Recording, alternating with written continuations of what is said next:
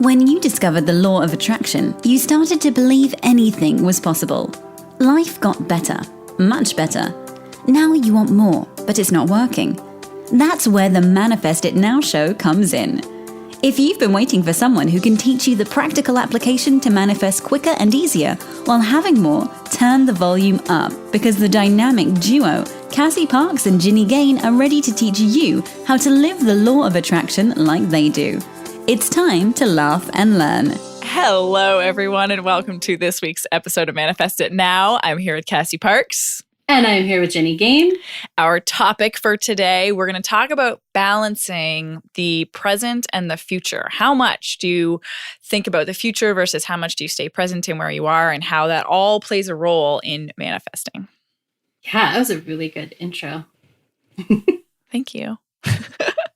What are you excited about, Cass? I am excited about because my honey just got accepted to this women's leadership program, and so which means she was like in the top 5% of the applicants, based on That's the awesome. Yeah, based on how many they told her, and I know how many they're taking. So yeah, so that's really cool. So she, gets to step into more of a leadership role in learning that, and she also that manifests 3 free trips to leadership conferences that she gets to go on. So I'm super happy and excited for her that she gets to do that.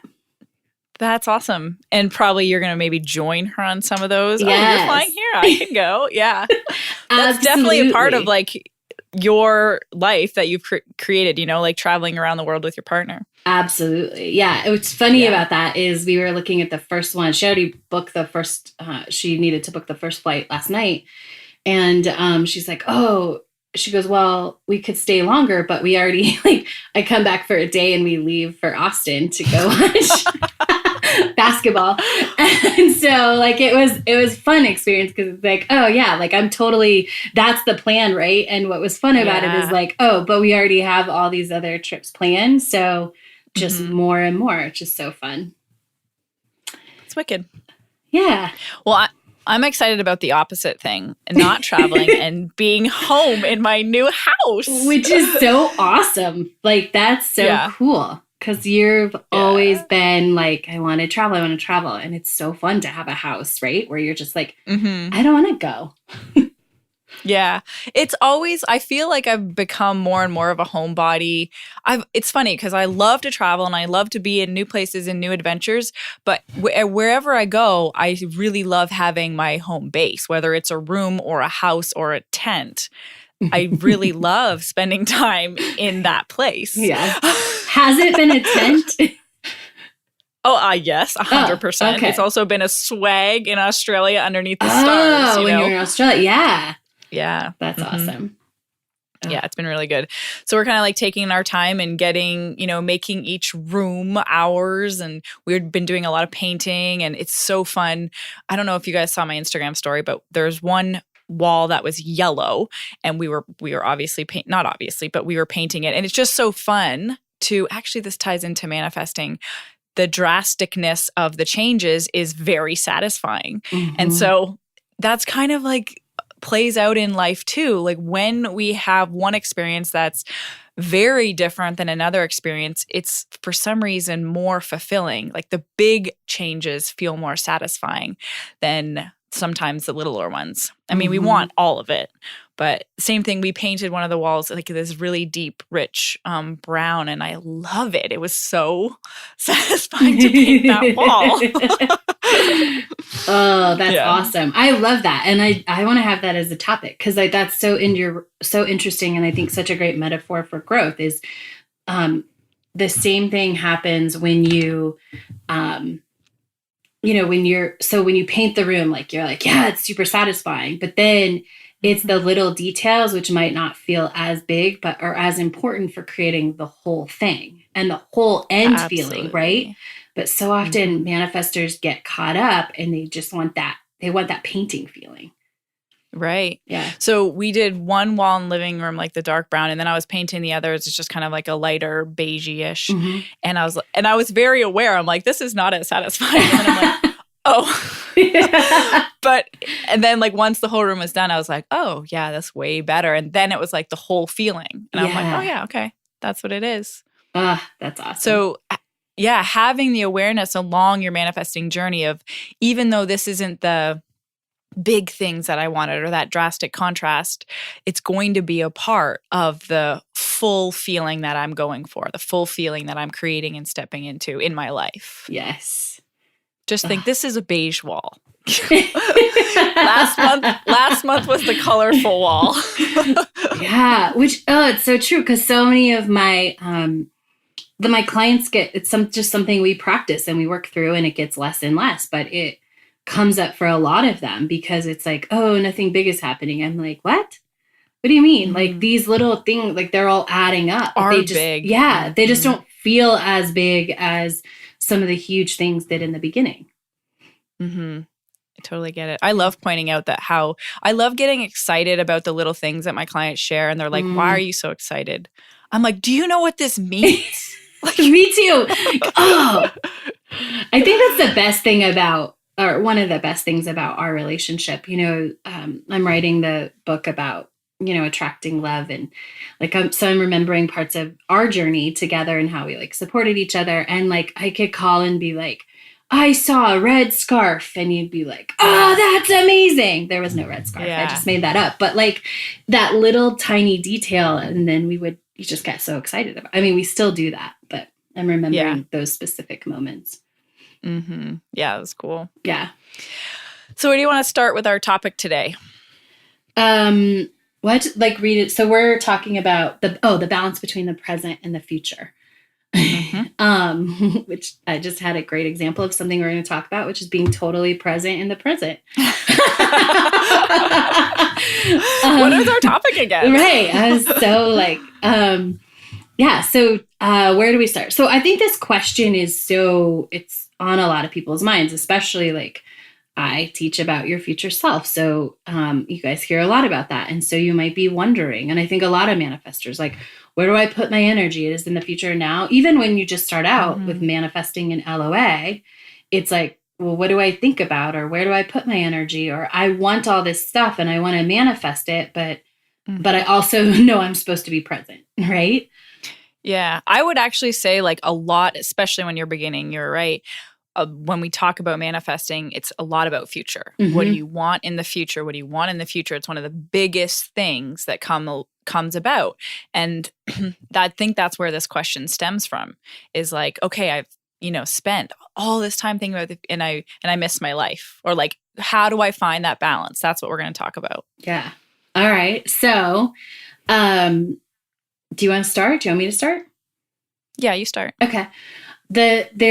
Of course, because we're creating and manifesting, we're looking towards the future. And what I think is that one of the keys that I know is to be present and conscious of which one you're doing. So when you are doing stuff, so when I work with my clients and we're working on their future self, or they're working on attracting money and we're in those places, 100% presence in those places, like in the future. And then when you're living your life, it's about being present in your current life. So the place that I see most manifestors get out of balance in this is that the focus you want in the present, in your present life, you want it to be in the beingness. How can I pull in the beingness of that future life, my future self, my future desire? How can I bring in the beingness into my everyday life? But most people, what they do is they start to how into the future. And that creates us not being present in our current life. Yeah. So let me just make sure I'm clear on what you said. So you have a specific, so when you're coaching and when they're doing their work, they're focused on what's being created in the future, but they're feeling it in the present. Bringing it into the present. And everything bringing it into the present takes place in the present. So a thing that comes up a lot that I'll coach on is people will want to say, what would my future self do? And that is really trying to take the present, it's mixing worlds. It's versus being in the present is asking, does my future self do this? And the answer is like yes or no. And that's very in the present moment. Like it's all, if that makes sense why it's in the present moment, but it's not like trying to sort of overlay both at the same time. And that's the biggest thing about the balance is to, I don't know, decide if you're doing the work, but like not try to bring the future into the present, really be moving from the present into the future. And so when you ask that question, does my future self do this? It's a yes or a no. And in that moment, you can in the present moment decide, okay, I'm going to be more of her today. And I'm going to, like, if it's a behavior that she doesn't do, I don't know, complain. Let's say it's complain. Mm-hmm. Does my future self do this? Complain about her boss? No, because she doesn't have a boss. You can make a choice that, nope, I'm going to stop that right now. Or you can make a choice to keep doing it because you still presently have a boss. But it's really becoming more conscious and asking the questions and making a conscious choice. Yeah. I was like, Cassie, too many nuggets. So sorry. So I think just to highlight and clarify, those two questions, when you use the word would, Mm-hmm. that's future focused. When you use the word does, that's present focused. So that's the difference in those statements. When you're saying, does she do this? It's about, does she do this right now? Not would in the future, because you're not in the future, you're right now. And right? Yeah. And I love the way you made that like a little more concrete. That's awesome. And so the other part, I love the way you talk about this is like you bring it down, you do this work and you bring it to a choice, because then it's not so out there. You're not saying maybe this will happen, or if I feel this, I'll do that. You know, it's like if I make this choice in this present moment, then I know I'm on the path to the future, but I'm doing it right now. And I'm very aware that I'm doing that right. I'm consciously making this choice right now. Yes. Which I think is, it's really that choice part, right? Because if we're howing something, we're, how does this happen? Or this, thinking about how to get there, we're not making a present choice about like just the next step. Generally, you're not in the present. If you're asking how, you're not right now. So true.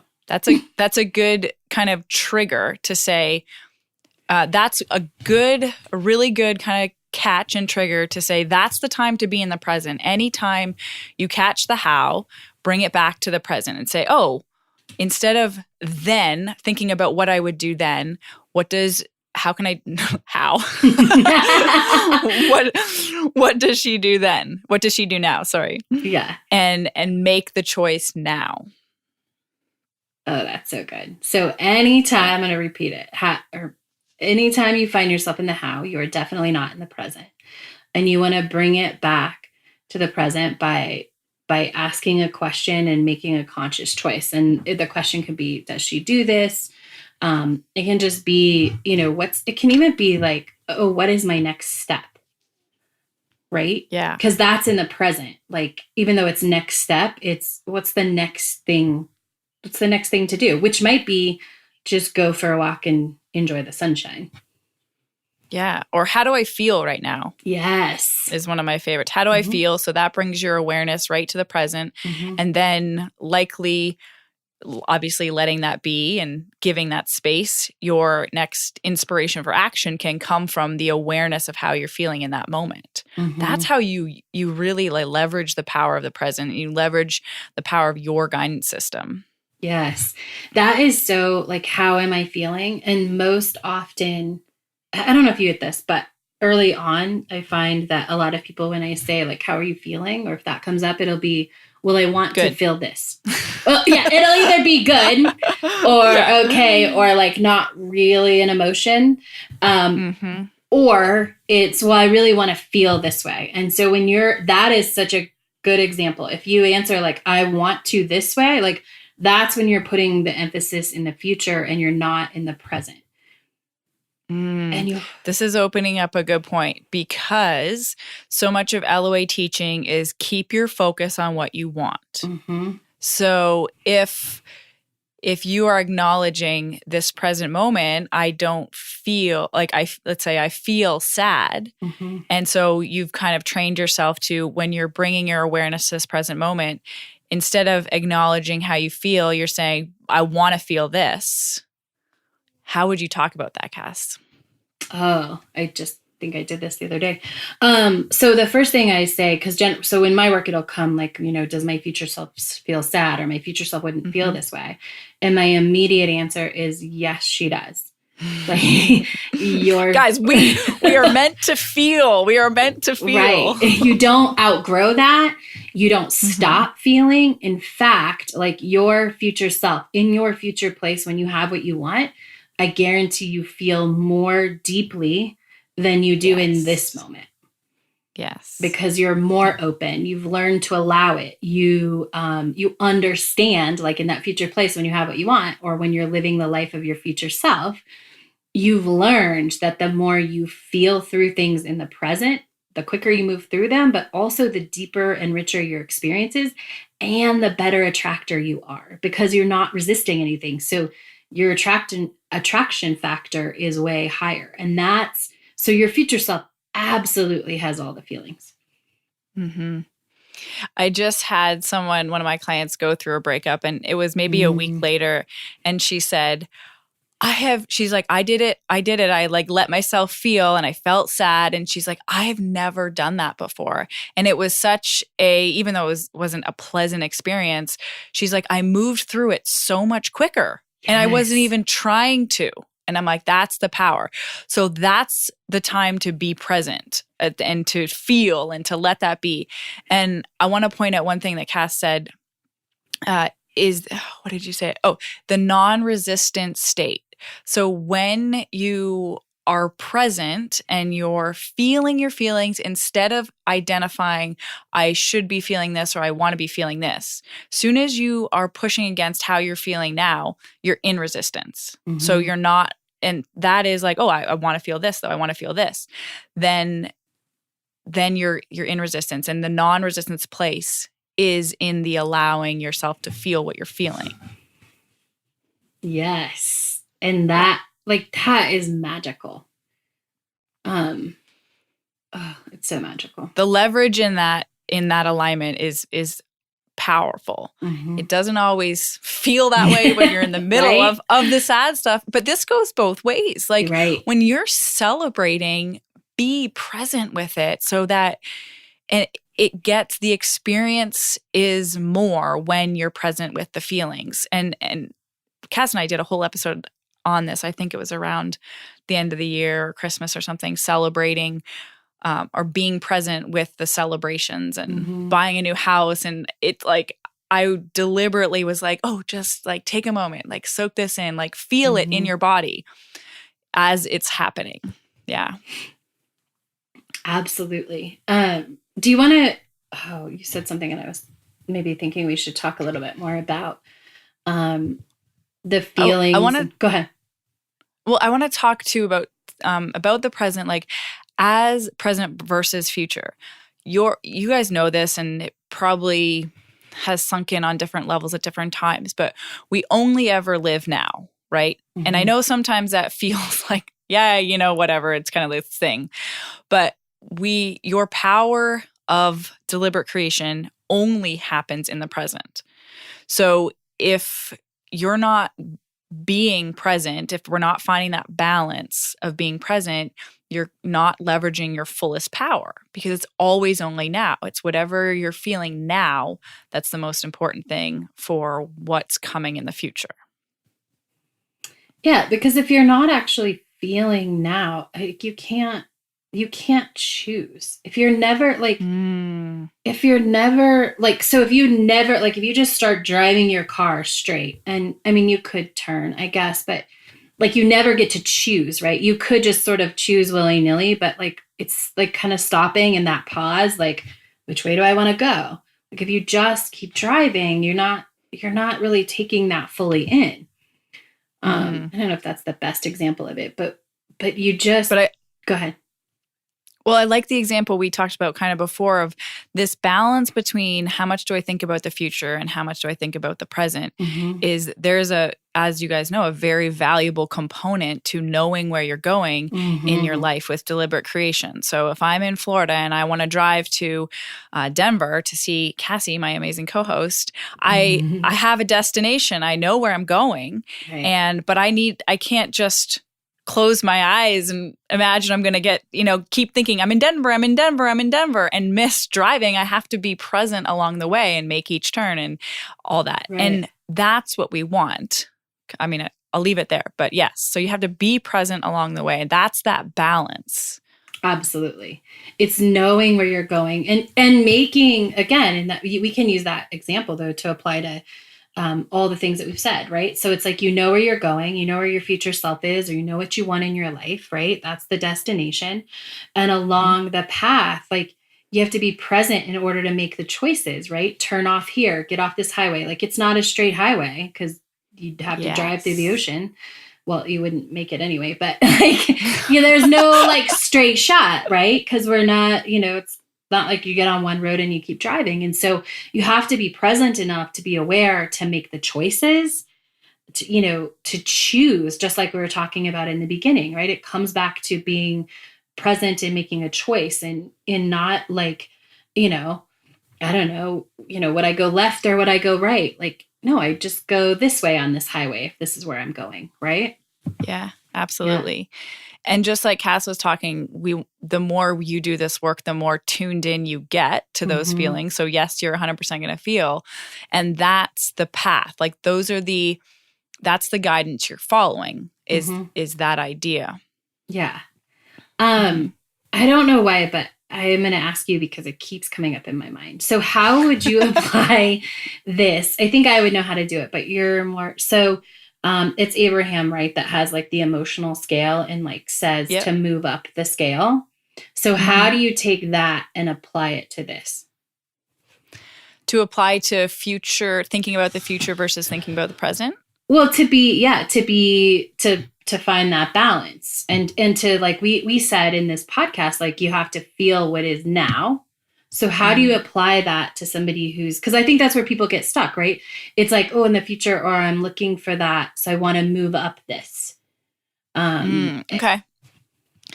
So that emotional guidance system is like, you only have access to that in the present moment. So you only ever know where you are along that scale if you're paying attention right now. And you don't have access to the information in 3 to 5 years. You only have it right now.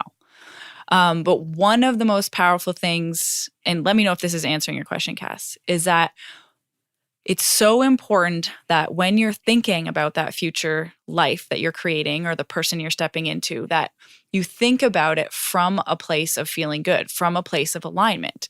And then from that place, you're adding momentum to that and you're opening and you're available to the path. So to be guided to that place versus if you're sad or frustrated or angry and you think about that life or the person in 3 to 5 years, because it's a completely different vibrational frequency, you don't have access to the steps to get there.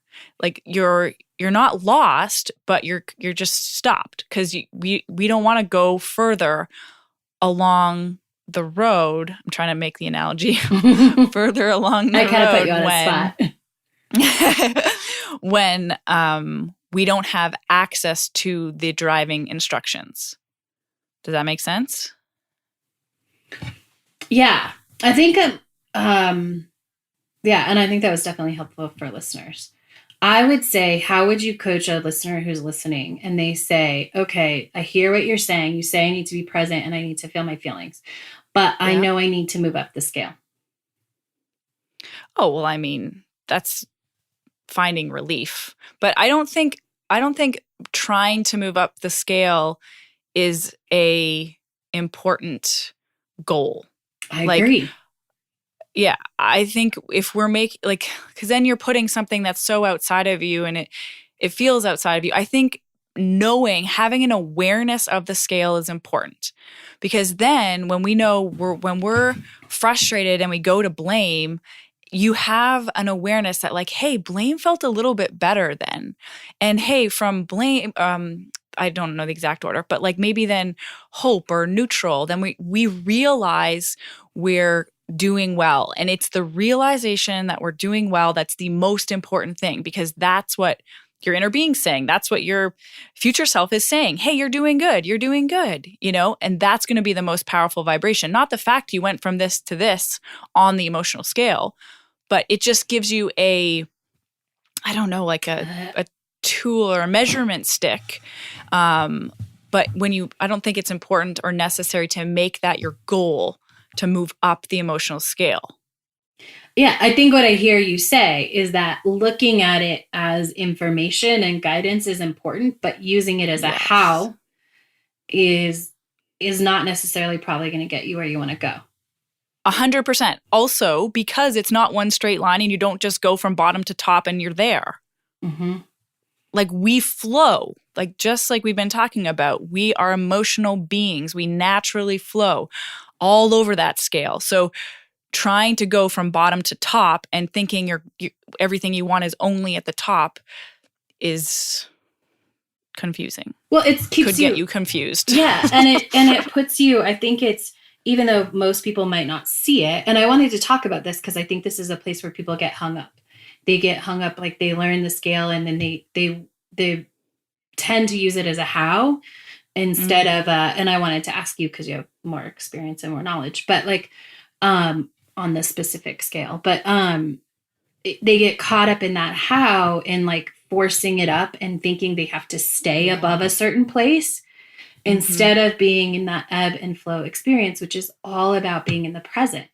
And you do want, like we as human beings naturally want our lives to be happy. A lot of crap and can get in the way. Yeah. It's our natural state. Yeah. And so it's clearing and growing and opening that other stuff that happens. Like we're just returning to that. And it doesn't mean like, so forcing it is really not being in the present, right? Yes. That's a good thing to bring in, because that's sometimes easier to catch too. Is like you can catch if I'm trying, once you start to do this work and you get to pay attention to like, I know when I'm trying, I know when I'm forcing, I know when I'm in that energy. And then, so that can be your trigger, be like, oh, okay, relax, like let go, relax, be present. Yeah. Everything is fine right now. Yeah. Yeah. And so if someone catches the words like, I shouldn't be feeling this way, that points you in the direction, like I'm not fully in the present because I'm trying, even though it's like momentarily, I'm trying to move forward out of this present moment instead of being fully present. And you don't get out of the present. I mean, we can. But you never get out of the present. You don't get out of the present, but you don't get out of the stuff in the present moment. You're going to have to feel, I got news for all of you. If there's a lot of things you've managed to avoid feeling your whole life, as you grow, you're going to feel them. Like, it's just going to happen. It's not something that you need to go like do.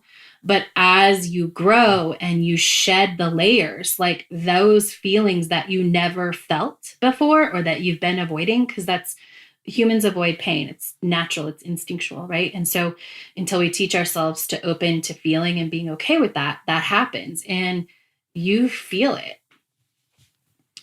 later on, which is good because then it moves through you. And then each time it's easier. We're like, I mean, this is getting a little off topic, but we're energetic beings. Like we naturally flow with emotions and there's no bad emotions. They're just all there as information for us. Yes. Yeah. Okay. So how do you want to wrap up this balance of future versus present? Let me just ask you one thing, Cass. Yeah. Like, how much should someone think about their future life? So I don't think you should think about it. It's like opening a hole of a door. I know. I was like, what are you doing? I know. So we might have to come back to this, but I think they should be in it. Like thinking keeps us out of the present moment because we're either thinking about steps ahead or we're thinking like, and sometimes it's fun and necessary to think, but not usually when it comes to this stuff. Like when you're in the present moment, you're not thinking about anything else. And so I think, you put the space and energy, and when it comes up, you step into the beingness, but I don't think you think about the future. And again, that's probably a whole nother episode. I know. Absolutely. Yeah. Cool. Thoughts you have to wrap this up?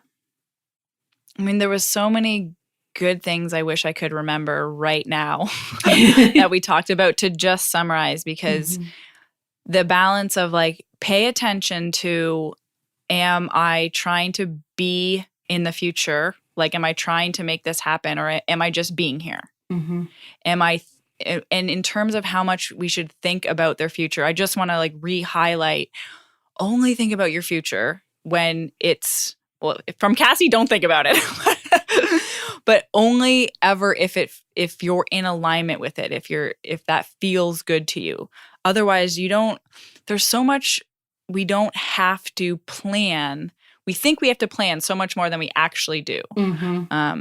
So if you're if you're ever questioning, should I be thinking about my future or should I be being present? I'm going to say be present. Like, make that your priority, because we are already way too we are already live so much in the past or the future. So any amount more we can live in the present, the better.